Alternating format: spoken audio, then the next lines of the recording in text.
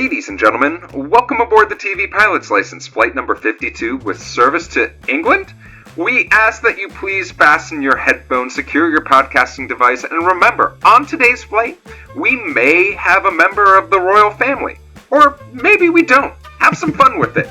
Welcome to the TV Pilot's License. My name is Geoff Kerbis, joined by Max Singer and Rich Inman. How you boys doing this day? What's all, and I cannot stress this enough, this then. Gents, it's Friday, isn't it? It's time. Oh my god. Well, for those who don't get the joke, or maybe haven't read the title of this podcast, this week we are doing I Wanna Marry Harry. But before we dive too deep into this thing that sounds made up, Max, do you mind telling folks what this podcast is all about? Oh, so here at TV Pilot's License, we break down and analyze the pilot episodes of some of TV's most famous, or in some cases, don't know what you're talking about. Case, don't know what you're talking shows. about. It's perfect. We talk about how these shows came to be and were originally made, if they are effective pilots and making us want to watch more of the series, and if they could be made today. Go back and stream our old episodes wherever you get your podcasts from. Check us out on our YouTube page to see our smiling faces and judge our fashion choices. And if it is your first time flying with us, then welcome aboard. And Rich, what is your question of the week? Well, I would love to know, because this entire show is based on the premise of someone from the royal family actually committing to a dating show to find their next suitor, which is an insane premise that should have tipped anyone off on the show probably immediately. I know hindsight is 2020, and it's amazing that it didn't. But I would love to know, what current celebrity do you think would actually host a dating reality show for their own dating life? Past examples have included Flavor Flav, Tila Tequila, probably end of list. Max, I'm curious from your perspective, what's your number one choice? Yeah, so I'm thinking about what I want to see here, and kind of, Rich, to your point, we've seen celebrities as the Bachelor, Bachelorette, Flavor of Love, Rock of Love with Bret Michaels of Poison. Yes. We've also seen shows where celebrities try and get a new best friend, like Paris Hilton is my new BFF from MTV, which somehow had 2 seasons. I mean, the first friend didn't work out. That's kind of depressing to think about. But we haven't had are celebrities finding love for other people in a matchmaker setting. And so that's what I really want to see. And I was thinking about who I want, and I started thinking about a little Bible verse called 1 Corinthians. Oh, God. Spoken a lot at weddings. And so the show I want to pitch to you guys today is called Love is Kind, where Richard Kind plays a matchmaker helping regular people try and find love. He introduced them to prospective partners, shows them their profiles, talks to them both afterwards about how the dates went. And him and his sidekick, George Clooney, just help regular people fall in love. Done. 20 seasons on lock. I went in a little bit of a different direction because I wanted to pick celebrities that I know are single, and then I thought would actually, like, if their agent went to them and was like, hey, we want to do a dating show with you. Like, first, let's do the puntastic one because it feels like a requirement. Padma Loves Me, starring Padma Lakshmi, oh my God. Is the one that I want. I want that. Padma, your agent's going to get a call from me, and I think we got at least a season. tell your agent in all not reality, to answer that phone. In all honesty, I'm sticking with the Bravo network, and I'm going to Andy Cohen. Andy Cohen is famously still single. I could see America falling in love with Andy Cohen finding love. And other than, Tila Tequila, I don't remember the last time we had very much a non-heteronormative dating show on TV that really captured the zeitgeist. I would really love to see Andy Cohen at 55 find love and put it out there on TV. Rich, what about yourself? Yeah, we love to talk about the Tila Tequila, the famous bisexual MySpace star turned Nazi.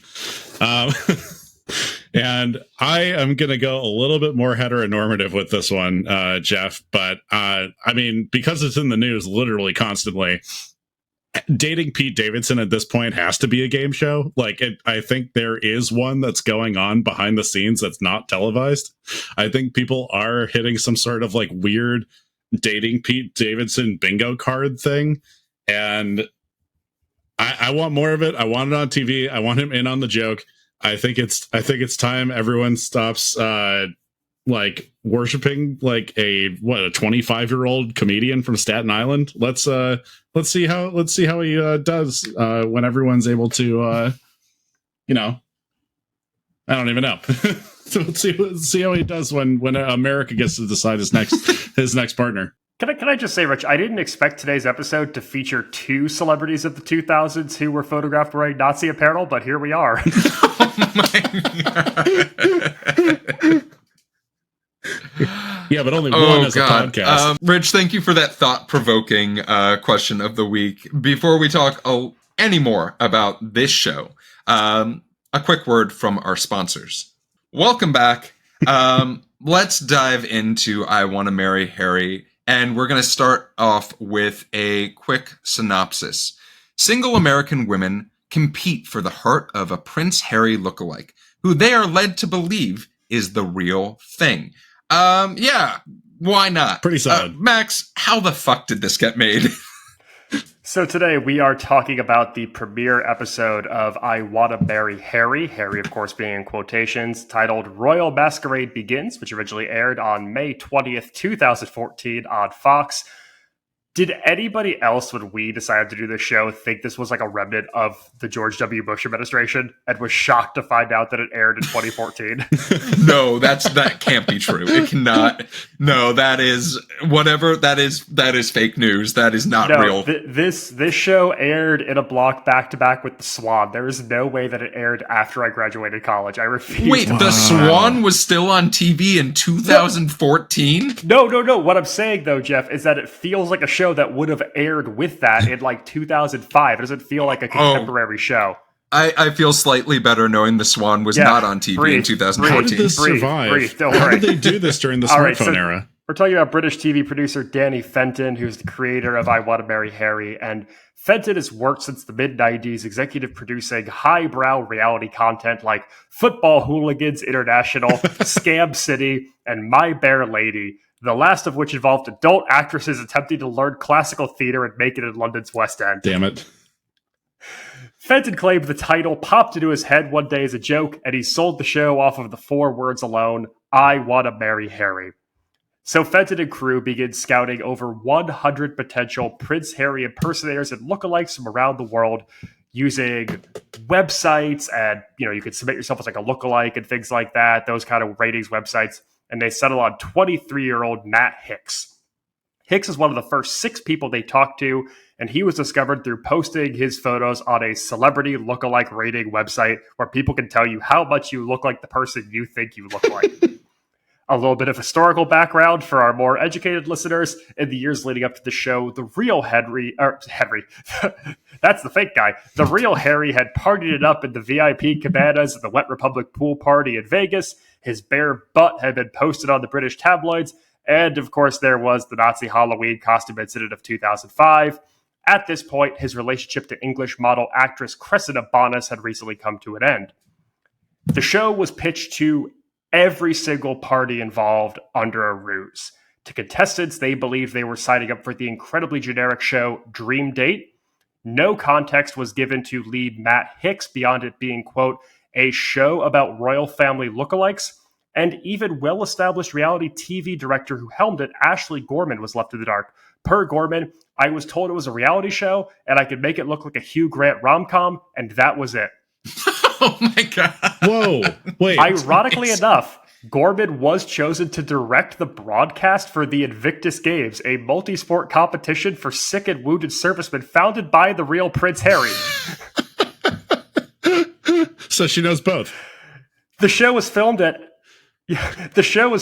Englefield House in Berkshire, England, the same location as Pippa Middleton's real-life wedding. Or, if you're Geoff Kerbis, it's the X-Mansion from X-Men First Class. Fuck yeah, let's go. Let's do it. Rounding out today's royal background, the role of Kingsley the Butler was played by British actor Paul Leonard, who has graced the stages of London's West End as Javert in Les Miserables, Amos Hart in Chicago, Judd Fry in Oklahoma, and the titular role in Sweeney Todd. His finest role. The show did survive for a full... The show did survive a full season in England, but was a little less lucky here in the States. Despite a lead-in of American Idol, it only lasted for 4 episodes before being moved to an online exclusive. Oh, man. So let's talk about episode 1. So, oh God, I can't believe we're doing this. Yeah, let's do this. So this introduction is absolutely insane. I love it. Like the entire premise of we are over-explaining the entire concept of this show at the beginning, the entire concept of this show right at the front, so you dum-dums understand that this is not Prince Harry. This is some dude who happens to look partially like him, and kinda in the right light. Like it reminds me almost of that. Like it's one of those things where, like, yeah, there was that period in the 2010 where everyone had their doppelganger as their Facebook icon, and then like they were like, oh, this guy has Prince Harry as his icon on Facebook, like we should have him. And then they see him and they're like, good enough, and he's British, cool. Like, Max, one of the things that came up in my research that I found really funny is when they were looking for this Prince Harry lookalike, they didn't just go with England. They went to multiple countries to find a Prince Harry, and then they just were like, you know what, the guy from England happens to look the most like him, and will be the least training. Looking at guys from like New Zealand and even like Argentina, and their casting, like scouting. It's like, can you imagine you pull up to this manor and everyone's like, no, this is Prince Harry, and the guy's got the thickest Latin American accent you've ever heard. No, it'd be like, no, I'm Prince Harry.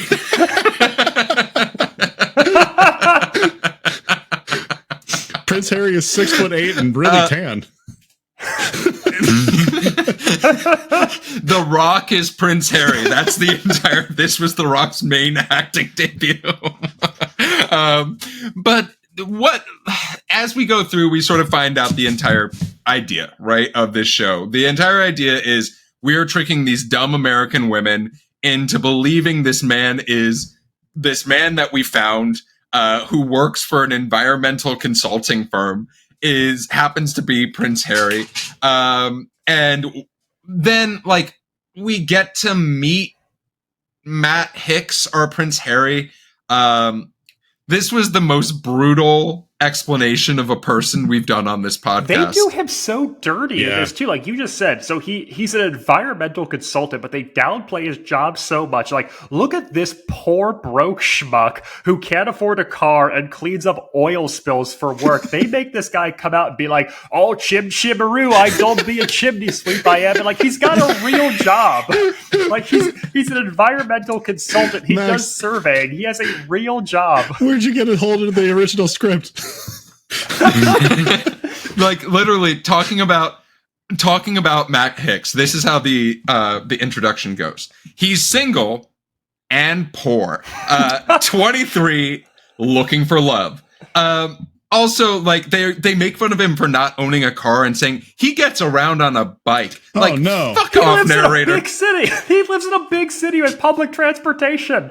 They have bike lanes. And like,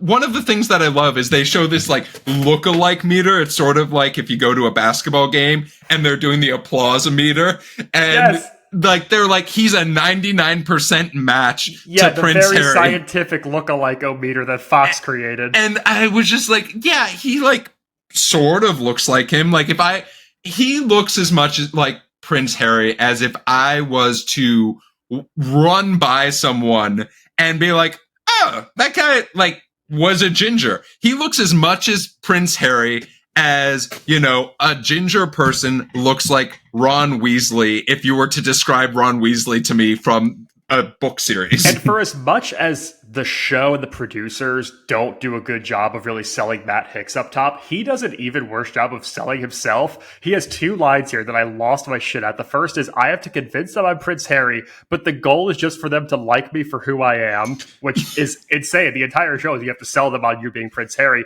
The other one is, if it all blows up in my face, I'm going to be hugely cut up about lying to 12 women.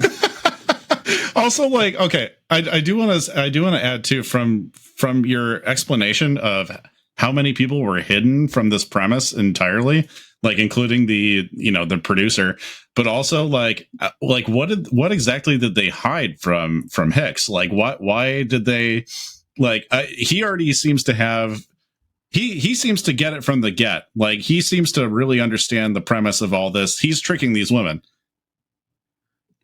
Well, by the time we get to the show, obviously he knows what it is. They didn't start rolling the cameras and Could then tell him you what imagine? the premise is. But Okay. when they cast him in it, they cast him under the guise of it just being a show about royal family lookalikes. This Okay. actually, like, if we were to ever do a crossover of 2 shows, this would be the most insane task on Taskmaster ever. Of trying, let's see how long you it's can also go super long. convincing a random group of American women that you are.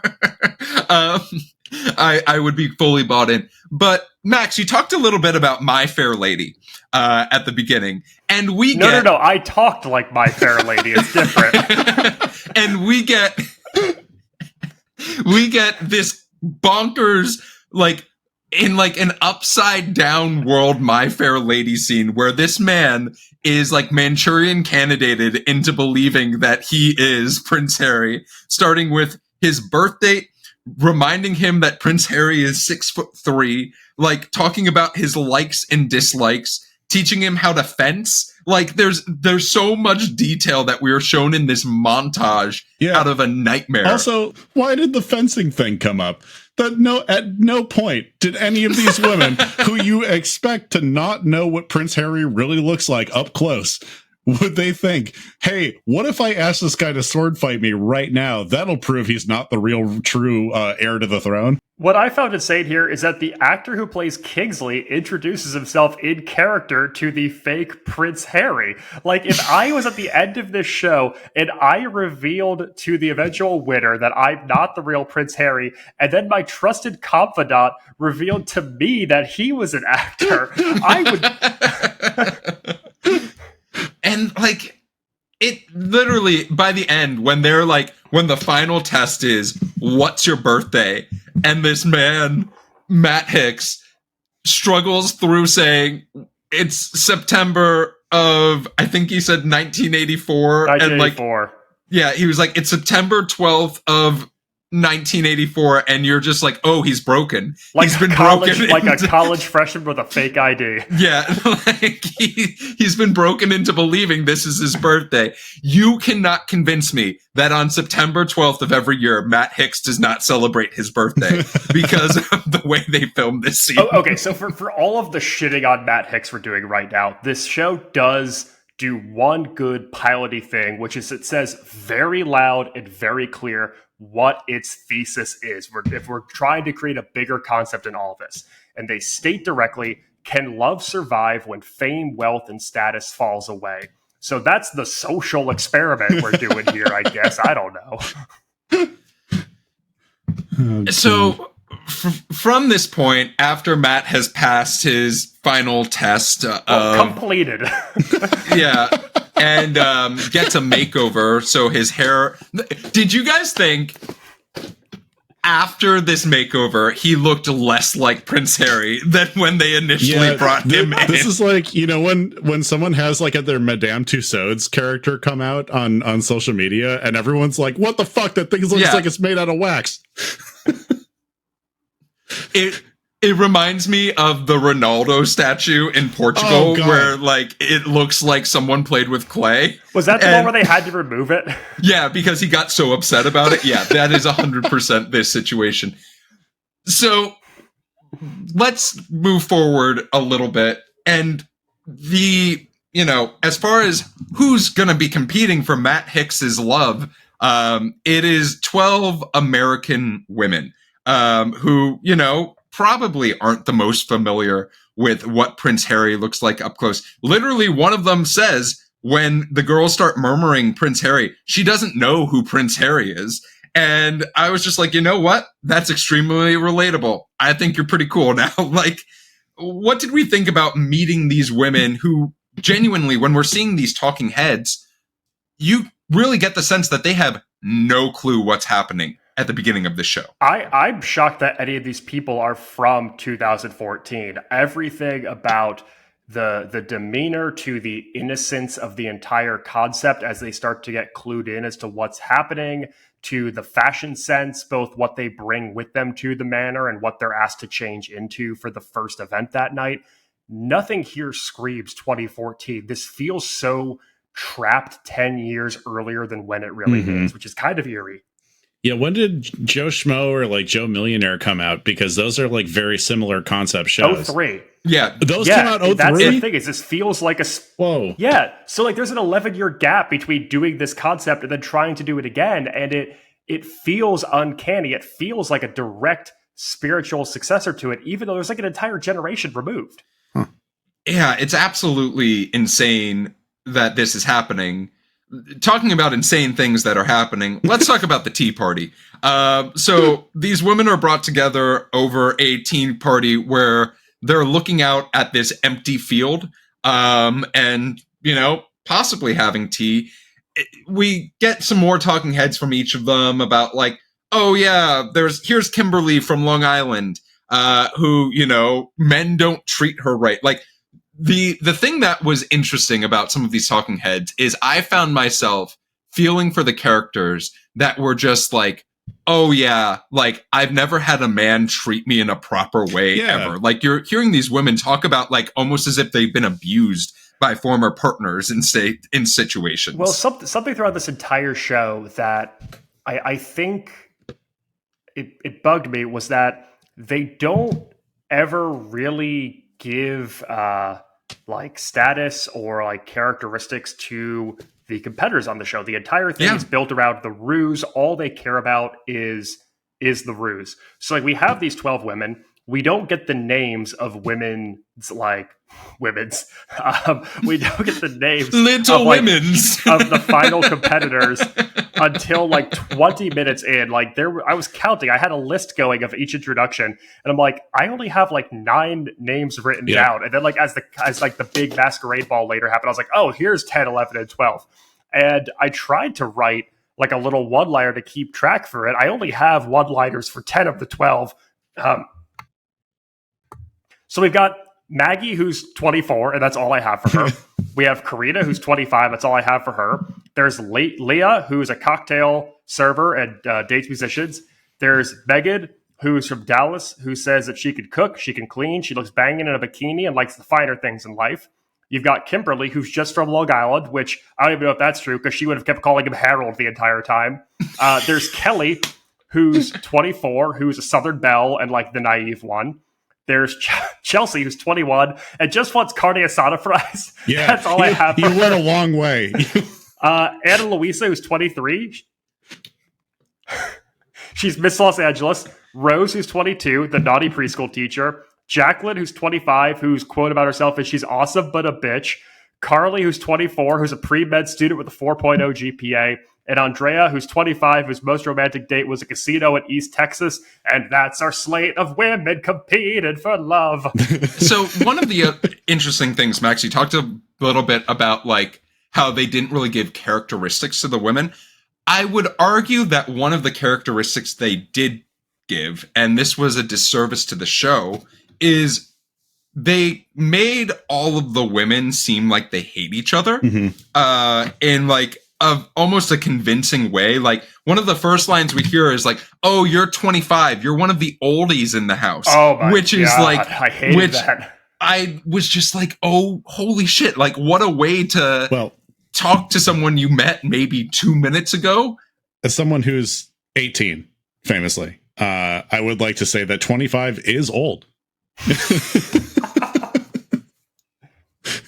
Yeah. Well, also, Geoff, this is British high society. If you're not married off by 25, what good are you? That's the interesting thing. British high society and Mormonism, very, very similar. After 25, you're, wasted goods. Let's talk a little bit about this Tea Party's conclusion, which is we see a helicopter come with Matt Hicks, as well as a team of folks who are dressed as Secret Service agents. Now, I have a question for you two gentlemen. Who, other than, we're given a list of folks that have Secret Service. Yes. In this instance, we have the president. We have Michael Jackson. That was a fun surprise. And then we're just told that, the royal family has Secret Service too. Anybody else who you think deserves or has Secret Service? Every major American celebrity ever. Yeah, Drake. It's literally insane. Like the entire idea of, well, he has Secret Service and he has an airplane, and like I'm curious about how far away he was, because he didn't look that far away, but that also could have just been editing in every sense of the word. From here, these women spend zero time with this guy.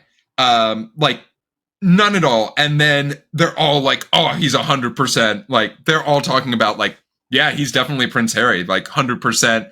Oh, there's a ball, there's a masquerade, and there's dresses. Like, let's all fight each other for these dresses, in a continuation of making these women monsters to each other in some sense of the word. And Kingsley lays out a little bit of the ground rules for tonight. So the way night one is going to work is going to be a masquerade ball. He's going to be introduced to all of the women. They'll have a chance to dance and flirt and spend time with him. And at the end of the night, one of the women will be given a key to the crown suite to spend some private time with Harry, and one of them will be sent home. God. And so during this moment, it's like during this dress montage bit, I'm so upset. Like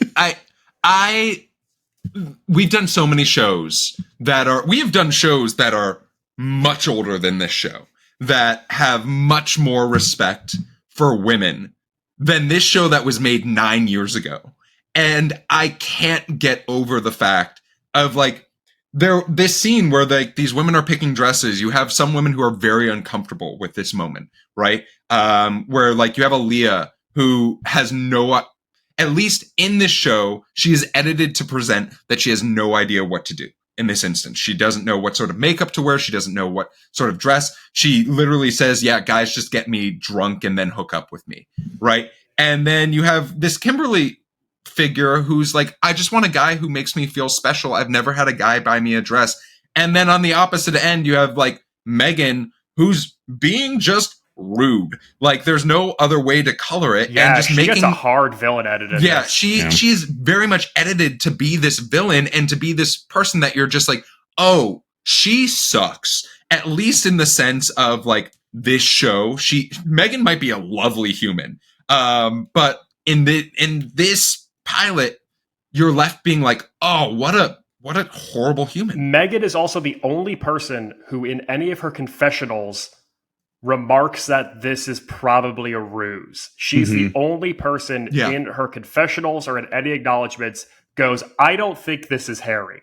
So she's clearly set up by producers to be our antagonistic figure. We see it in this scene. We see it after one of the women at the end of the night comes back with her key card for the crown suite that she mocks and says she isn't good enough for Harry. She isn't pretty enough. So which one is it? Megan? Is it that this isn't really Prince Harry, or this other girl isn't pretty enough for Prince Harry? I will say that I love that the woman named Megan is the antagonist for the person for Harry. That is like an actual, that is a beautiful reminder of what's to come. But personally, they give much of we haven't even talked. Go for it. They don't really give much of a semblance of personality or critical thinking or anything like that to any of these women. I think it's because he spends so little time with them, and it's mostly setting up like how much production effort there was going into this to actually make it happen.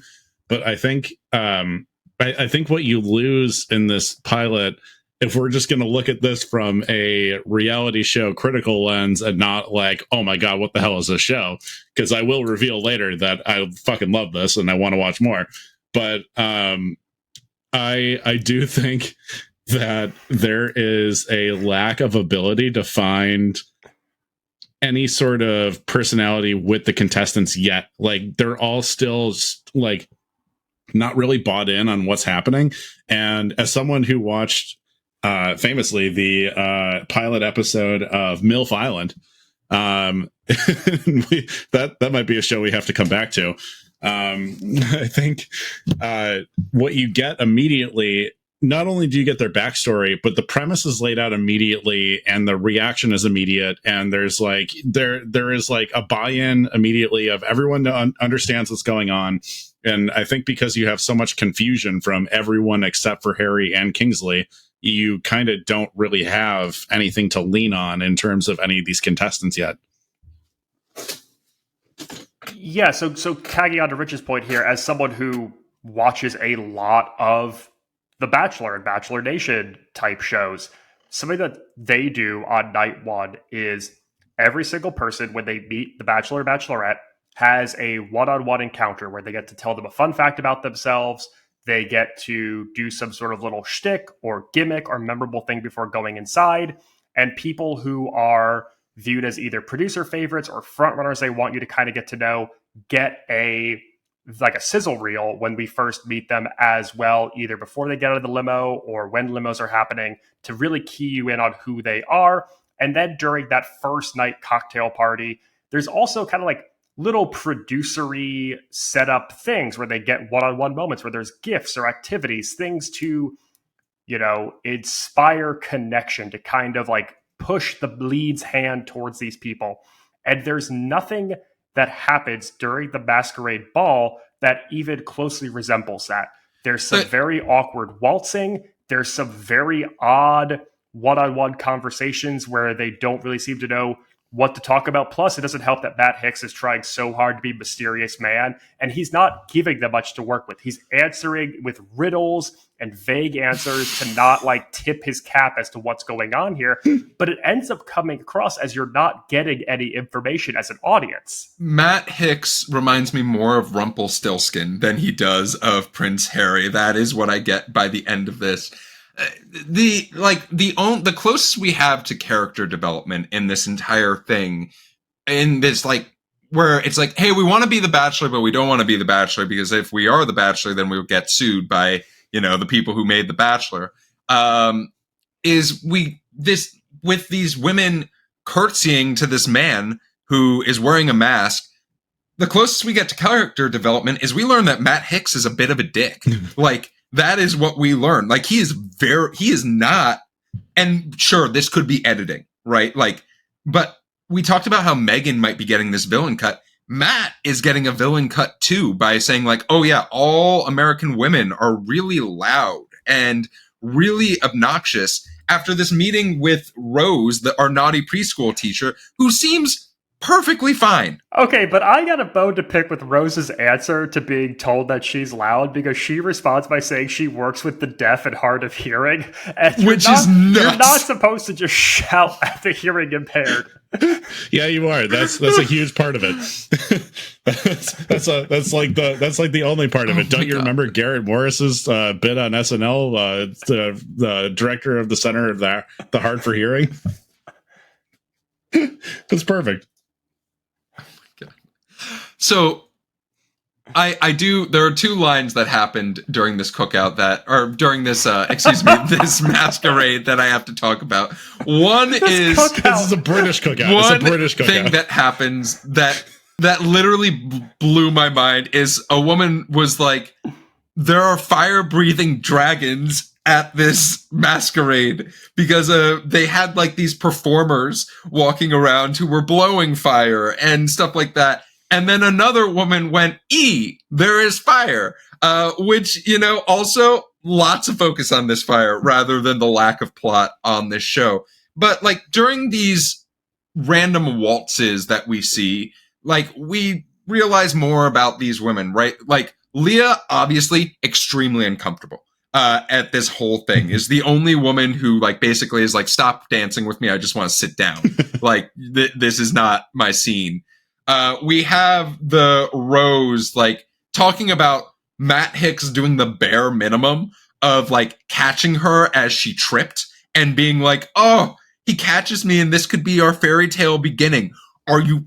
But what men are you dating that this is like a mind-blowing thing? Matt Hicks at one point in the night do like the Pride and Prejudice Mr. Darcy like hand gesture, like he can't like believe that he touched her hand and he's so like verklempt about it.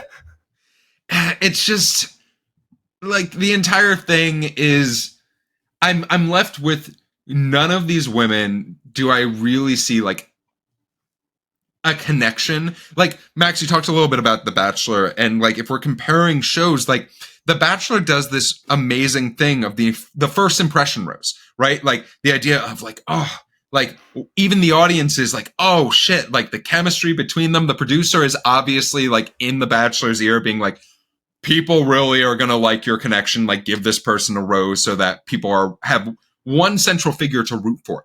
We lack that. We lack this person other than if we really feel bad. Like at the end of this, I'm rooting for Kimberly because Kimberly is the person who seems the most invested in finding love, not having sex with Prince Harry. Well, I'm glad you mentioned first impression, Rose, because that's what I thought they were going for with the Crown Suite key. But then, you know, skipping ahead a tiny bit, not much happens at this masquerade ball, so I feel like it's okay. Yeah. When they finally do the reveal and they're going to what I assume is give out this first impression, give out this key card to spend some time in the suite, they then just, without explanation, call two women aside, tell one to go to the drawing room and one to the library, while 10 other women are forced to just stand outside in a line with no explanation as to what's going on. I assume at some point a producer tells them that they are safe and can go back to their room, because the next time we see them all, they're in loungewear and comfy clothes and just kind of hanging out on the floor chatting with each other.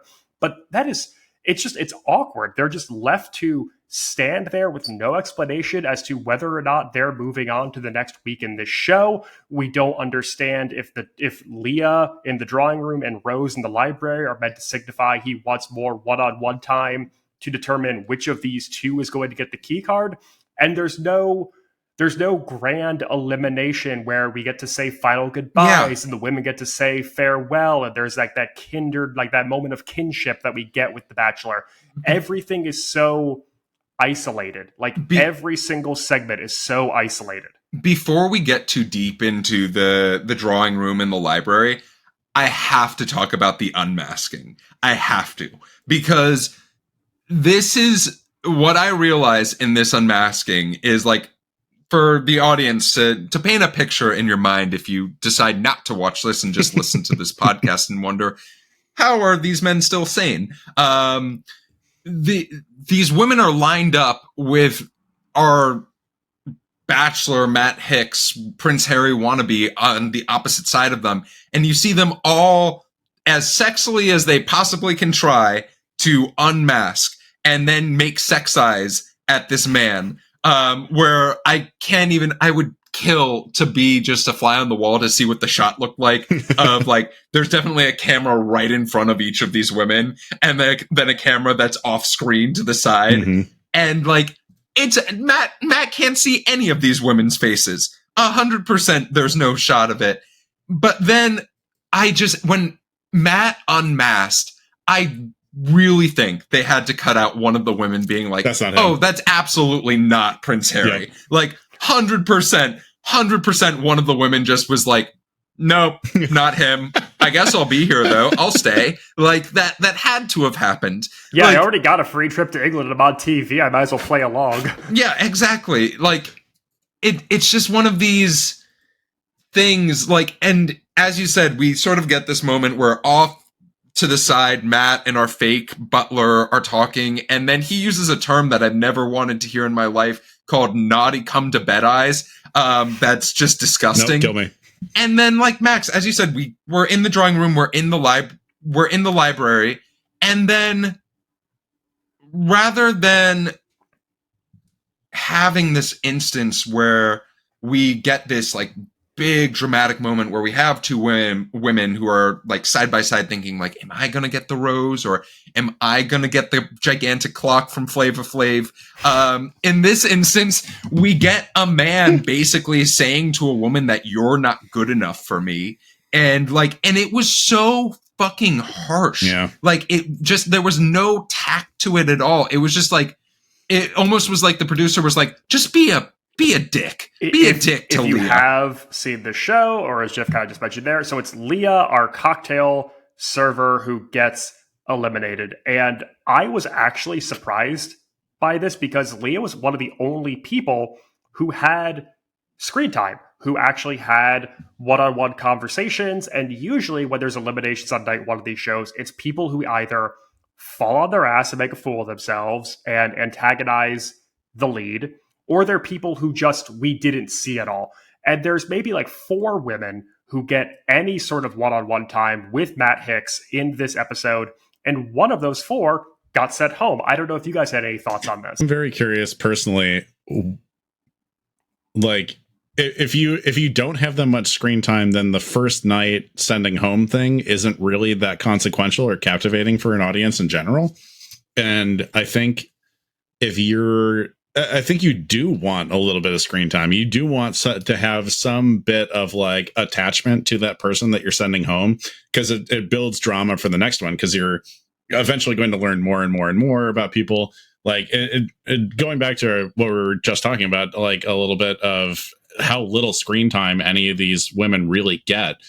You have to think that there is going to be some sort of exposition dump about all these women at some point. You're almost getting like a main character energy type or main character like edit by giving that person more screen time and then cutting them. I mean, you do want to have like a little bit of a sentiment toward the end of the episode. Yeah, it reminds me, there's a couple other reality competition shows that I watch that there's like this, there's this tradition almost like if a character gets the first talking head in the episode, you're pretty sure they're going to be in the bottom 2 of the episode of people who are competing. And it sort of, that has tainted me of watching any of these shows and being like, oh, they're on camera a lot. Like they are either this is their only time on camera and the producers feel bad, or they're going to win. So yeah, I mean, Leah gets kicked off. Rose, who before finding out she gets the crown suite, says, I'm just Rose, which is what a great explanation of a human being. And then we find out that, that's our episode, and who knows what the fuck's going to happen next. There's a great button to end this, though. Rose is basically just standing in the bedroom with the other women saying she got this key card, and someone, I think it's Megan, just says, keep your panties on or not, and that's our blackout. It's absolutely insane. So, yeah, we finished the pilot. Congratulations. Hey, we made it. I guess, were there any things that you loved about this pilot that we did not talk about? Rich, is someone who I think you admitted you might be watching more of this show. What were some things that you loved about this pilot that we didn't discuss? I just love a big, stupid swing. I love producers going in and saying, I'm going to pitch a very like a Swiss cheese level plot hole, riddled show. I'm going to try to convince a bunch of extremely dumb extremely dumb people, or they're not even dumb. One of them has a doctorate degree. It is one's a doctorate, one's a pre-med with a 4.0. Yeah. It is based on such a flimsy like premise, and I love it so much because like so many people had to say yes to this. They spent a lot of money trying to make it. They had to fly all these poor women to England. They probably wrecked any chance of acting any of them had, if any of them were trying to be actors at any point. And all for this guy who knows he's not going to end up with any one of them. I mean, like once he hears the premise and says yes, he knows he's not going to end up with any one of them. So he now has like going from an environmental consulting job to now having to try to be the best actor in a nonstop performative, like in-person dramatic scene the entire time the cameras are rolling. He can't turn it off ever. This has to be his entire life now, and the fact that they just said yes to all of this is extremely hilarious to me, and that's why I'm watching more of it. I think we've talked about all these, but we'll go in a little bit more. But I just love a big stupid swing. Max, what about you? Yeah, I love that Matt Hicks is basically the lamest Sacha Baron Cohen character. Like, no, you're a regular guy pretending to be a royal prince. I have so much respect for the budget that Fox pumped into this series. If you watch the season trailer at the end, there are yachts, there is helicopters, there is so much luxury involved. They are so committed to what they are trying to do. And it is insane that they pulled out all of the stops for a show that got axed its 4th episode in. See, it's coming back to you now too. You love a big stupid swing. You're on the big stupid swing train. Like if you're gonna do it, go all in, and I will give them one prop on going all in. Yeah. Trying to find something that I liked about this show. We already talked about it, but I really enjoyed the My Fair Lady scene where I saw a man lose his mind. And I refuse to believe that Matt Hicks doesn't think he is Prince Harry a little bit, and he should be married. Just stuck? He's just stuck. Yeah, he thinks he is married to Meghan Markle. They didn't have it's like an Austin Butler situation now. He's just stuck. Oh my god. Well, although this show seemed like an entire wait a minute moment, what were some specific wait a minute moments for each of you gentlemen? Max, I'll kick it off to you. I think the biggest thing for me, and we've all kind of touched on this, is just the lack of agency that any of the women are given in this cast. We don't get anything about them other than their name and their age, and that is entirely what they're reduced to.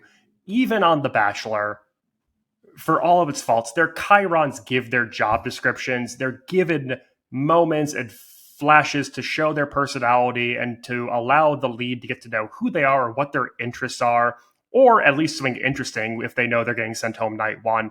And we don't get that here. We have women who are solely critiqued based on physical appearance. There's a cocktail count joke put on a woman at one point during night one. Just her entire story for the first masquerade ball being her alcohol consumption. Yeah. And it's like they're just props for the producers, and it feels like the only thing that they're interested in is the joke. And so throughout it, it's like the only thing that has interest and focus put on it is the one big joke. And so how does this work? That goes out the window. What happens to our 10 women who don't get asked to come into the mansion? I thought they were still going to just be outside the mansion all night. They were never told they could go back inside and were safe. There's never any interest in anything other than the ruse. Yeah. Rich, what about you? I'm going to make you shit on this show for a second. Oh, boy. The only thing for me is that I 100% agree with what Max said, but the other only thing, and this is way less consequential, they didn't need to teach him fencing and polo. Again, you do not need, I mean, it was hilarious to put him on a horse for 8 seconds, but you really did not need to have that part of his character at all. It was really just for like a visual gag. And I think it also kind of established a narrative like against Matt Hicks, which is like, so it like now you're kind of, I think what they're doing almost is like rooting against everyone. It's like, it's kind of like it's part of like an extension to what Max was saying, in that like, you don't want to see people like actually become their own person, showcase who they are on this. It's really just kind of, how many tropes of another reality TV show can we borrow where you just point and laugh at them? And maybe I like the show, or I find the show so funny because I don't like reality TV in general, just like entirely as a premise. I don't like it.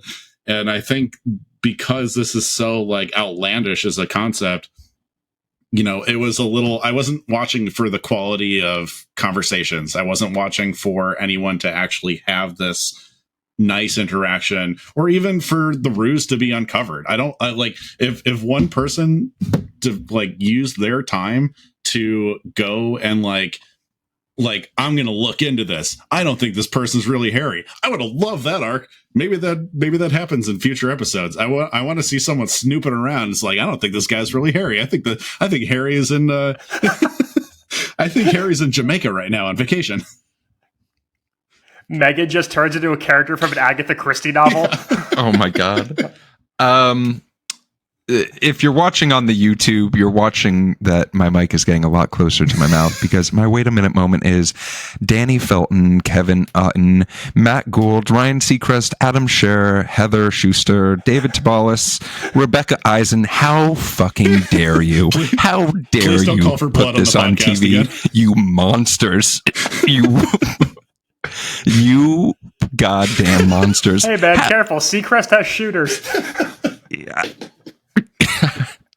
I've never been more upset at people who have power who don't deserve it. And this instance shows you all need to be brought down a step or two. No, man, do you know what happened to Brian Dunkelman after season 1 of American Idol? You can't talk about Seacrest like this. You know what? I'm going to. Ryan Seacrest, fuck the Georgia Bulldogs. I know you love that school. I just and want, fuck you for making me watch this show. For everyone at home, the mic was inside Jeff's mouth. That's how serious he's taking this. He's ruining the quality of the mic for this. The call is coming from inside the mouth. So, with that being said, we do have an in-flight question that's a little bit more fun. So our in-flight question this week came to me when I was discussing doing the show with a friend. And Max, you sort of mentioned it. This show came about 10 years after Joe Millionaire, right? And we're about 10 years out from this show having debuted. So it only feels appropriate that we have a new version of this show. And I am going to ask you, what celebrity would you like to have impersonated for a dating TV show where American women or women from another part of the world think they are potentially dating a celebrity? I want to go. And a very weird twist to Rich's question. Go, Rich. Hunter Biden. Oh my God. No explanation needed. The name is I Want to Be Biden Hunter Biden. Oh my God. Sorry. Max, sorry. Do you have one? Oh God. That's killing me right now, and it's topical. And it'll probably also air on Fox. So I'm going in a different direction here, and I think I'm inspired by a video I saw once on TikTok about a lot of men in a big group, all dressed like this man, chanting the word family over and over again. Yes. And so I want a show where you have to date a fake Vin Diesel. Max, what if I told you that was my first choice, but I do have a second choice? Oh, man, yeah, Vin Diesel's family. Well, I thought a little bit differently than you two. I was thinking, what is a celebrity that a lot of people sort of look like a little bit, right? And like what? Because that was the premise of this show, right? Like the premise of this show was like, this guy sort of looks like Prince Harry, like, let's put him on a TV show. And then, because, like, one, the most hysterical answer would be if they did, like, Meghan Markle was like, I want to do a version of this show where people date a person that sort of looks like me. And, like, we pretend I broke up with Prince Harry. But that's not a good answer to this question. My answer, I have two of them. I either want Stanley Tucci or Moby. That is the only two answers that are appropriate. Just Wait, short, is the bald game you men. have to guess if you're dating Stanley Tucci or Moby? I want a man to pretend that he is Moby. I would love that. That would be so fucking funny in my mind. Well, I thought you were going to add Jim Rash into that equation. The show's called Gotta Rash. That would be Rash so decisions. fucking funny. Oh my god, Jim, give me a call. Give me a call, Rash Jim. decisions, yes. Oh my god. Yeah, so that's maybe we have Moby pretend he's Jim Rash, and then you find out it's Moby at the end. That would be great. Well, to my friend who asked that is a hell of an in-flight question. Thank you, and we'll talk a little bit more about submitting those later in the show. So technically, this show has a history. Let's talk about it a little bit. Yeah, 1,000 years of British history. So Max talked a little bit about how this show only had 4 episodes that aired on TV. There were a total of 8 episodes. Yeah, if you thought there was more than one season of the show, what the fuck are you talking about or thinking? As far as the ratings of this show, absolutely bonkers. So this show premiered directly after American Idol. If we think about, and this was season 13 of American Idol, as Max sort of talked about, if this was the Bush administration, we're talking about millions of people watching American Idol. Not as many.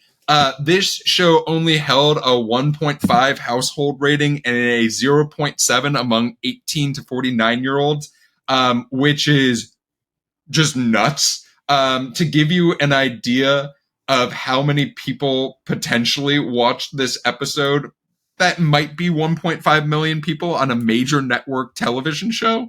It did even worse across the pond, which is saying even more of a thing. Yeah, sure. I'm not going to spoil who won it.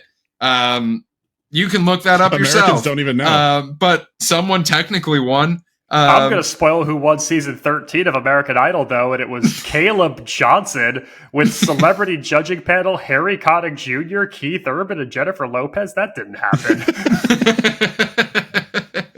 But yeah, that's the this other guy history. looks like Meatloaf who won. It's really funny. The other history of this show is, you know what?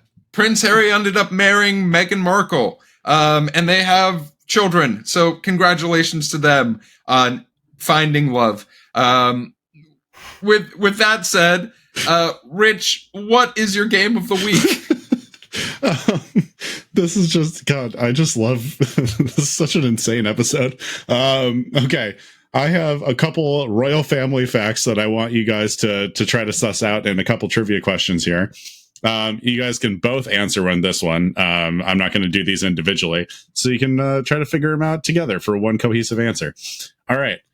According to the royal family rules, royal family members are not allowed to A, tie their own shoes, B, cook their own meals, C, sign autographs, D, drive their own cars. So I'm going to say it's C.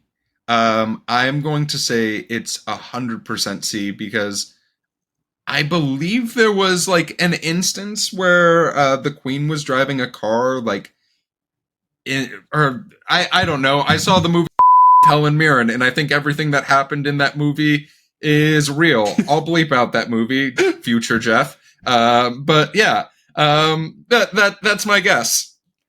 My gut says sign autographs because it feels like a weird celebrity thing, but I'm going to go weirder and say it's cook your own meals.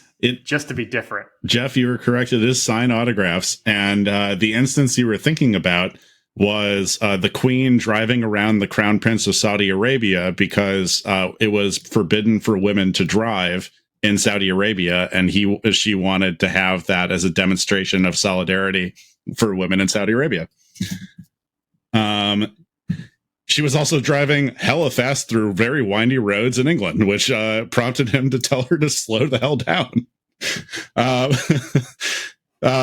right. Question number 2 is the Queen traveled with a personal supply of A, trail mix, B, cyanide, C, blood, D, gin. I'm going with the fun answer. It's gin. It has to be gin. I'm gonna go Jin as well because I do believe that Lizzie had a thing for the G and T's, and that's pretty well documented. She does have a thing for the G&Ts, but she did also travel around with a pint of blood for herself at all times. I think the president of the United States actually does the same thing. I think there is like an emergency container of blood for the president on someone's person at all times. Yeah. All right. Last question. Yeah. That's not too surprising. Either due to the fashion of the time or just wartime rules, the royal family does what after Christmas dinner? A, they weigh themselves. B, they sing the national anthem. C, they have a traditional wrestling match. D, they take 4 shots of gin. Max, should we continue with on the gin train?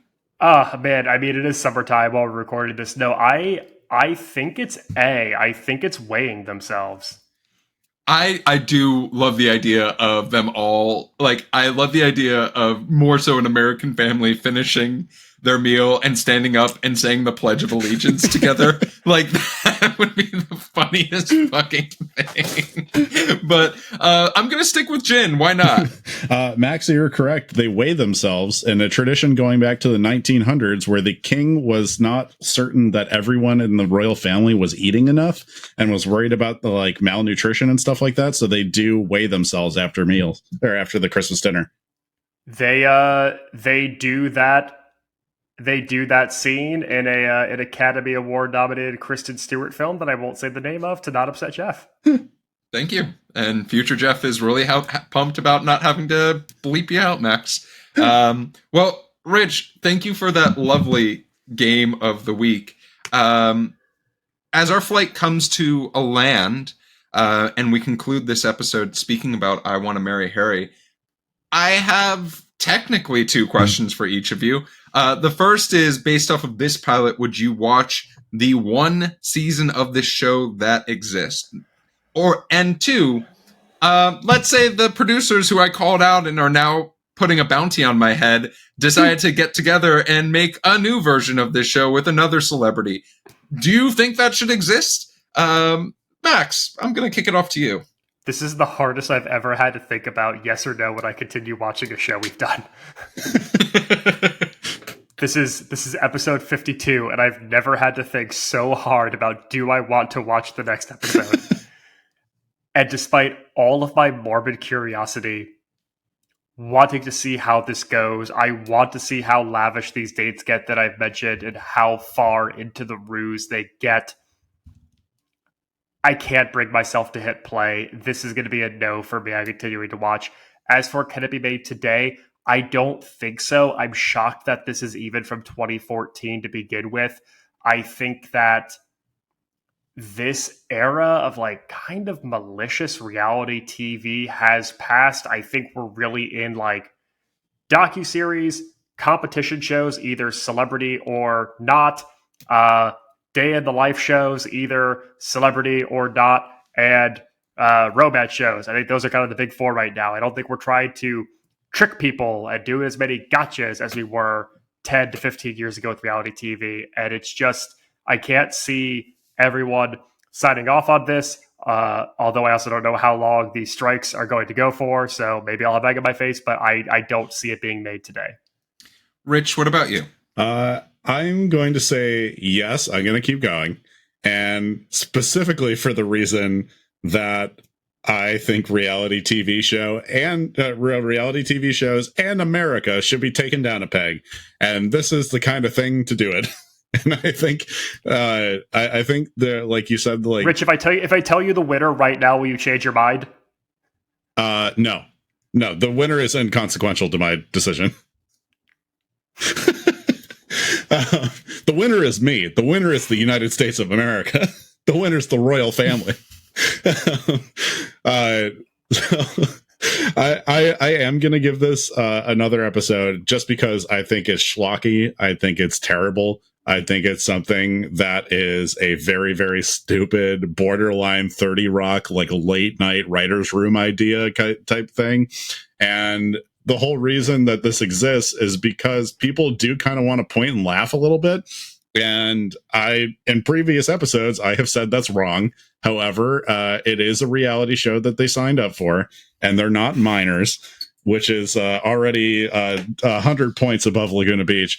But I do think if I think it's going to be made today, yes, I think there is no bounds for how stupid reality TV can get.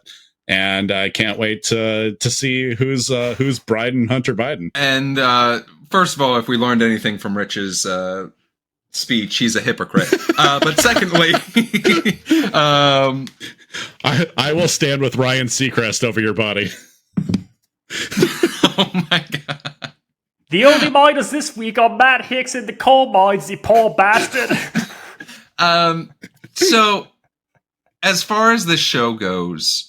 Yeah, absolutely not. Right? Like, I'm not watching this on any platform. You could deliver this to me free on DVD, which I'm surprised, the network that produced this didn't try to cash out on those.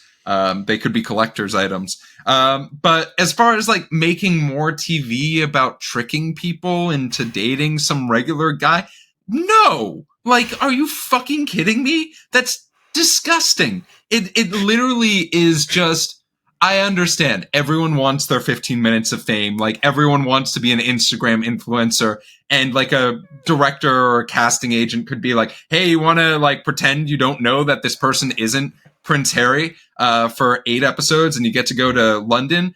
Like, yeah, one of the things I was surprised about that we didn't talk about, none of these women have a social media presence whatsoever, or like an influencer presence whatsoever. And I know it's a little bit early, but like, that's how I could see a network being like, yeah, we can get someone to America to fall in love with this person from Malvern, Long Island, New York. Like, yeah, why not?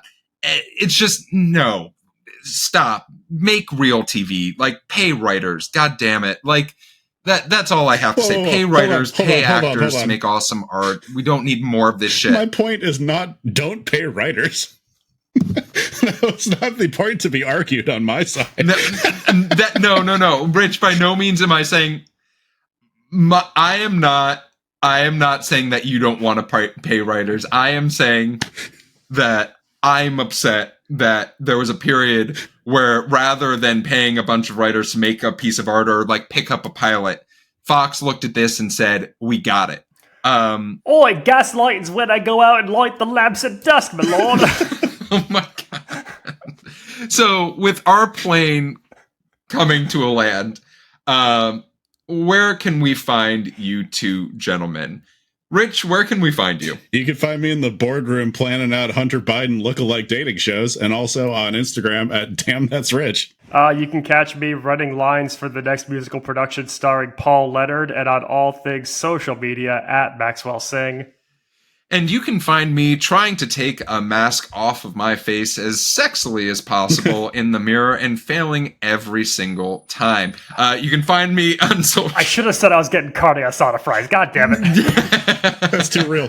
You can find me on social media at RunJeffRun. You can find the TV Pilots License on social media at TV Pilots License. You can also find us anywhere you listen to podcasts, as well as YouTube. If you have a question for the show, specifically an in-flight question, make sure to shoot us an email at tvpilotslicense@gmail.com or give us a call at 213-290-1713. Make sure to watch out for sneak previews of our upcoming episodes on our socials. But with the plane landed and the seatbelt sign off, we look forward to flying the bright skies of the TV world with you again soon. And until then, don't gaslight people. It's fucking rude. It's coming home. Football's coming home.